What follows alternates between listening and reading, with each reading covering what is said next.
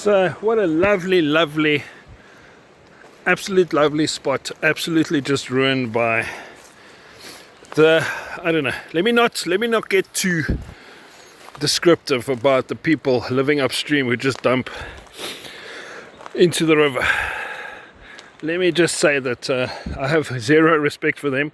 I have a lot of sympathy for whoever bought this property along the river and now has to take responsibility for someone else not taking the responsibility of disposing of things properly. And yet, just turn the camera this way.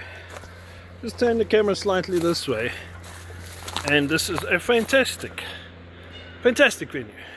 Lovely place. Absolutely lovely. And I've come across so many birds already, wild birds. I've seen a lot of animal droppings. So I'm not a scatologist, so I wouldn't know what animal that comes from, but I was not the animal who dropped that. Okay, so the last time I was here, I was in this area. I was 12 years old. It was the same river, just further up. And that time, long story short, we were at a function. The kids went off to play. We went down and found the river. I stepped on a monitor lizard who then knocked my feet right the fuck out from under me. I ended up in the water. Came this close to shitting my pants. Struispop right here not a minute ago. I almost repeated that process 40 something years later, like this far away from a lizard, this close to shitting my pants. But it's quite a nice, look at this view. Okay, there's I'd love to go explore that. I'm that kind of guy. Let's explore in. But look at this. This is just incredible. There's just so much to like about this place. So much. Yeah, it's beautiful. So yeah, I guess we're coming up towards the caves now. Looks like two rivers converge here. Looks like the two rivers converge here. Yo, what a prime, beautiful spot.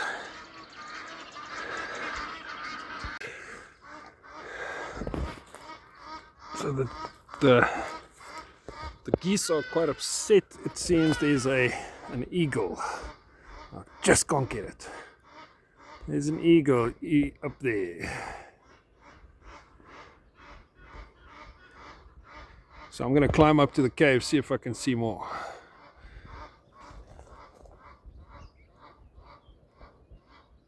So it helped to look at the map. So this is the Crocodile River, and then the one we've been following is the Henops River. That's where they converge. And then the ruins over there that I saw are called the Tokyo's ruins. And then I'm gonna go up here now towards the caves. Okay, so caves, it wasn't a huge climb. So this morning I was gonna go to do my training hike up the road. It's a spot I know quite well. Yeah, I was just gonna do the usual. Someone suggested, hey, check this place out. It's kind of close to you, so I thought, okay, you know what, I'm feeling adventurous. And do you know what? This is why I enjoy my life. This is why I think life is amazing. I get to do this kind of thing. I maintain my health and a level of income in order to do this, exploring this, checking out. This morning when I woke up, I did not think I would be standing in a place like this. So I packed a breakfast, and this is having a cup of coffee, and this is the spot. This is breakfast. Park off here and enjoy this amazing natural. Yeah, it smells of Dasi, Hyrax, I think they're called. Hyrax, beep, rock rabbit. It smells a little bit fresh, but so what? At least it's natural. I know someone who might be very interested to check this out. One of these formations in the rock.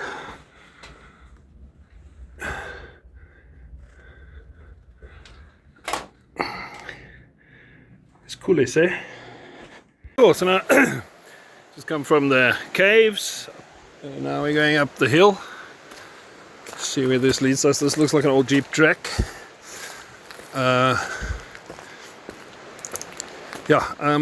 Besides for the rubbish along the river, this is a jewel of a hike so far. Goeie genade. Quite a climb. So there's Tokyo ruins that we were basically level with just now. I've climbed quite a bit. Not as much as that mountain, but looking at it now, I'd give it a go.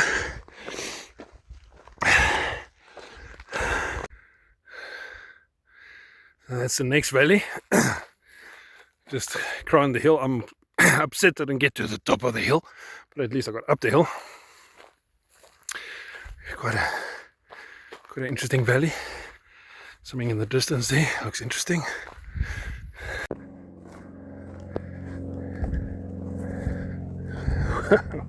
Look how clear this water is coming from down there, the polar opposite of where it just came from.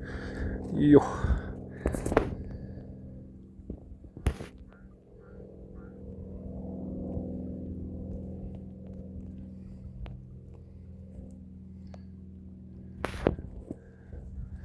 It's beautiful.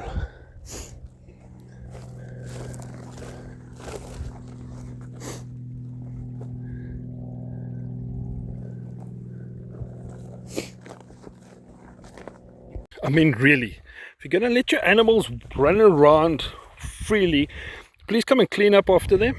Jeez. These are froggies. Oh my word, what a find. What a find.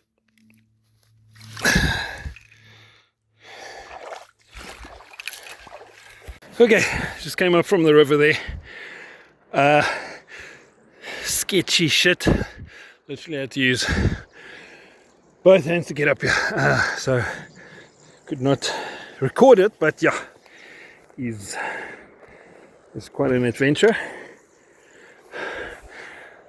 Come up here. I was hoping to get to, there's a dam on the map. Let's see if I can get there. This is an opportune moment to address my new additions, which is gaiters. I've become that old man hiker who wears gaiters. This is my third hike with them, and I no longer tread these. Previously I would not enjoy coming into this because you just get your shoes filled with crap. But now, fok voort, and I get home with clean socks. Loving it. So yeah, I'm that old man now. I'm that old man who chases kids off his lawn, who feeds his dog steak, and wears gaiters. Okay, so where this hike is part of a mountain. It's part of a nature reserve, a conservancy, where a lot of people, you can buy a stand in this conservancy. So you get like I don't know if it's a hectare or what, and then you help maintain the reserve.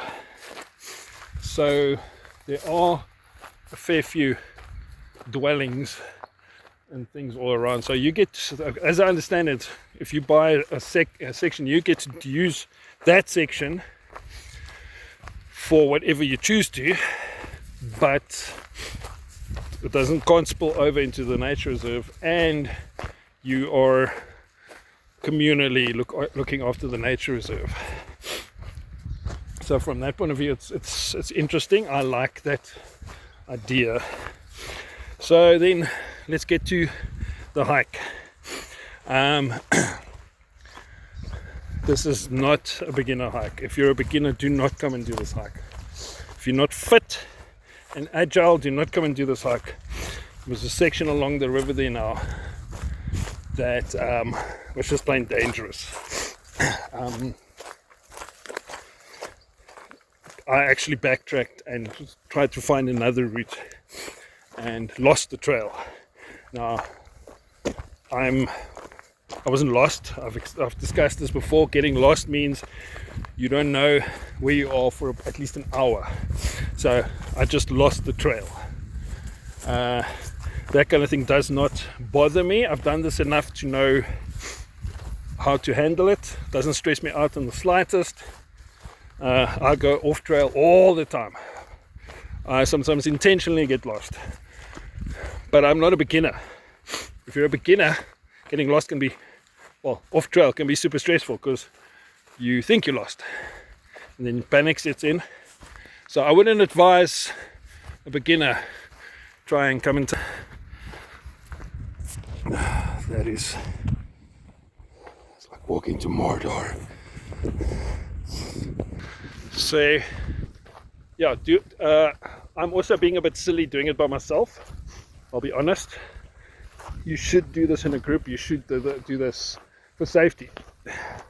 You should do this in a group. Imagine going down a bank there, falling into the river. I mean, the river doesn't smell that wonderful, and there's a lot of trash around there. Now you fall down a rock, you've got an open wound. How do you handle it? Oh, stretch. Let's see if there's more. Yeah, I should stop. Yeah, there's more. I should stop talking. Maybe I'll see more animals.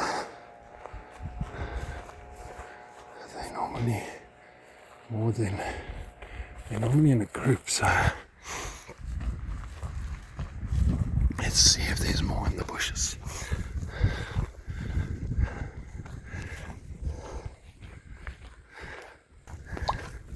So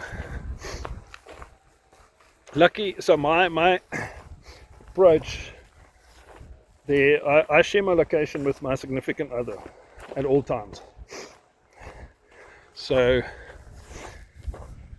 in that respect, we just use Google. If my phone goes off, it'll at least give them a signal as to where I was last logged onto my location, giving people a clear spot to come find me if the worst does happen. So I'm not far enough from civilization to justify carrying a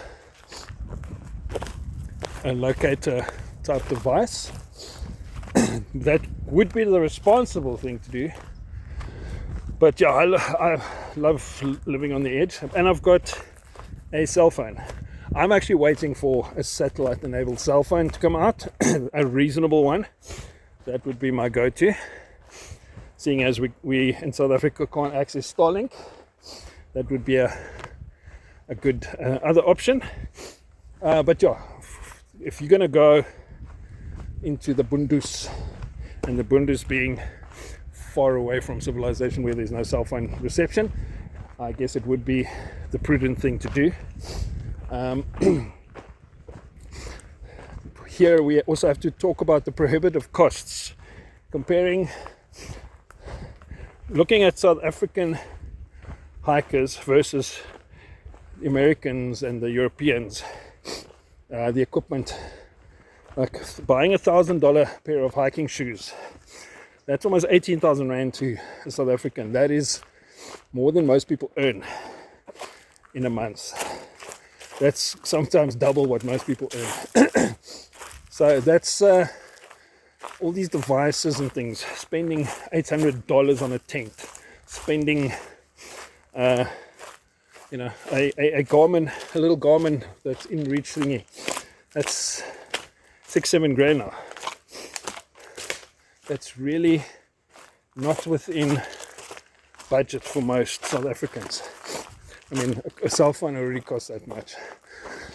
So if we can leverage that technology to help us sort of hike, why not?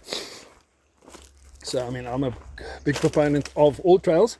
It's useful. I haven't really tried many others. Well, I've looked at them, but I stick to all trails because there seems to be just more users in South Africa, more people in South Africa that use it, so there is more information, so it is more useful to South Africans. But for instance, this trail I'm walking today is not on all trails, so hence I am literally trying to stick to the strict trail, and I'm going to suggest it to all trails as a trail, so that you have more of a, it's getting turned around out here is not fun, and if you have all trails to follow, at least you're not going to get yourself absolutely stupendously lost. There's no well, there is I was told there is a camp here with lions, but is apparently they're not roaming free. They are in a camp, so they aren't. Well, there's snakes, I'm sure. There are no real predators. There's no predator. Like in America, you have bears and wolves. You might, on the off chance, come across a leopard. I have, but not on a trail. But that is extremely rare because they are quite skittish of people. So you don't worry about, like we don't worry about carrying bear spray and all that kind of things. And the places where we do have predators, it's just absolutely not even an option to go hiking there unless you have not just a pistol, but literally hunting rifles, literally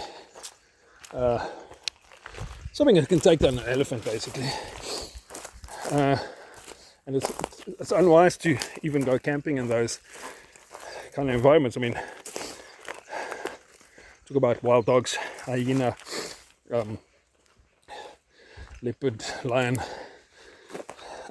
It's just, I mean, wild dogs, that's about, well, there are hippos as well, but wild dogs to me is about the worst. There's 12 of them, 20 of them. Yes, they come at you. You might be able to handle one or two, but a whole pack of wild dogs, it's like a pack of wolves. Getting run down by a pack of wolves, you're not, no chance. Absolutely no chance. Insects, malaria,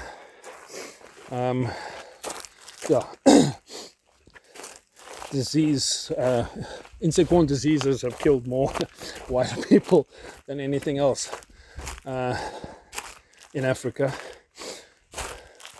I know there's certain tribes, African tribes, that have a gene mutation that makes them immune to malaria. Well, go figure. People who are evolved in a place that has lots of malaria evolved a mutation that makes them immune to malaria.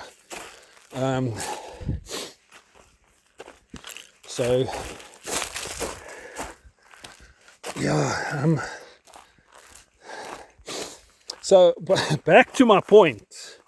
So I mean, I don't have the most expensive pair of Solomons. I don't wear them much. Try and save them. I've had them for 3-4 years. But that's $5 grand. I've had a couple of pesos. Locally we have High Tech, decent brand, and they're struggling for some reason. So the point being is, South African hiking enthusiasts should not compare. You shouldn't be looking at these American and European hiking videos. They don't have the same economics to deal with. Oh, how cool is this? They don't have the same economics to deal with. They don't have the same constraints in terms of nature, etc., etc. I mean, we more likely have to be prepared for heat than anything else.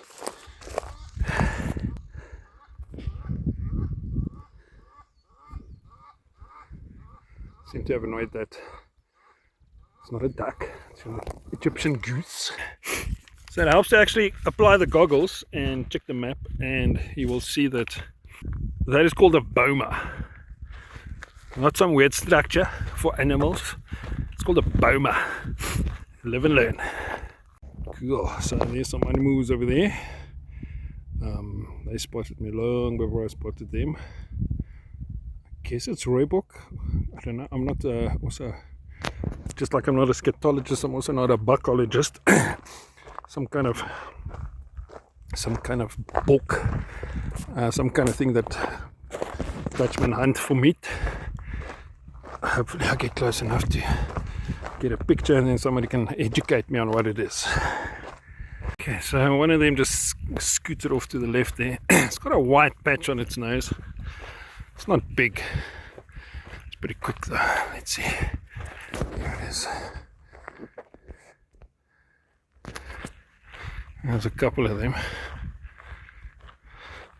But there seems to be various buck, like they are. There's a conspiracy of buck over there. And they're all checking me out. They're all being very like I'm some kind of invader, which I am. I'm a visitor. It's got a few. Now it's got a white nose, straightish curved horns, and then in the back there's a different one. The back there's a different buck.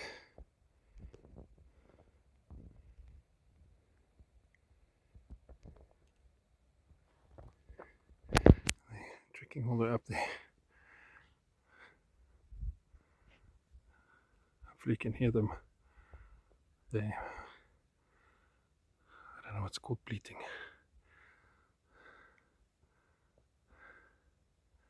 Making like a hissing sound. They're tuning each other. Listen, you don't trust this big Dutchman. Eh? Normally when we see a Dutchman, he's carrying a fucking 303 and he's gonna make biltong. And if you are one of those Dutchmen who has in fact made biltong, feel free to contact me. I like to have friends who make biltong. Looks like I'm on the highest point of the hike. Guess that's Lancero over there. Yo. Let's see. Yeah, that looks like Lancero. It's always something burning somewhere. Yo. Okay, so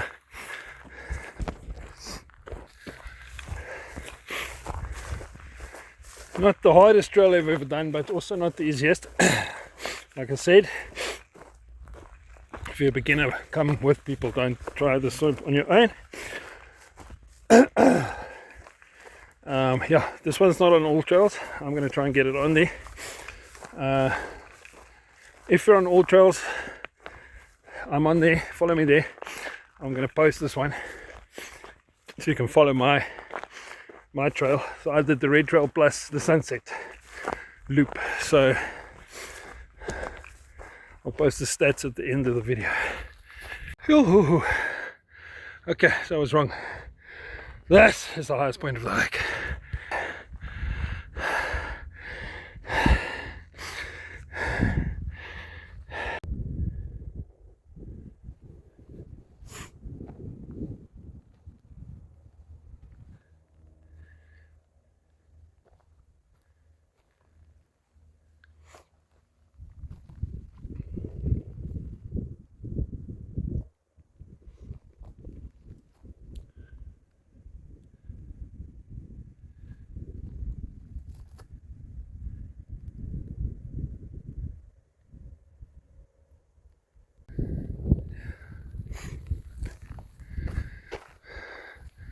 Quite an idyllic spot next to the river there.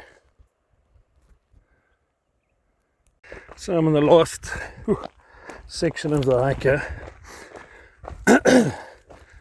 And this would be what people would call the technical. This is where you have to take lots of measurements and do lots of calculations, because it's very technical, up and down. I guess this is the last about 2-3 kilometers of the hike. So it's not one of those where they leave the easy part for last. So it's definitely quite a challenging section. So make sure you got enough snacks so you have enough gas in the tank to make it to the end. It's like one of my other favorites was Pisang Kloof. Nice, it's like a eased into it. It's like a 2-kilometer warm up, and then a brutal up, and just walk around the top for a little bit, and then a brutal down, and then a nice 2 kilometers out. This is not a nice 2 kilometers out.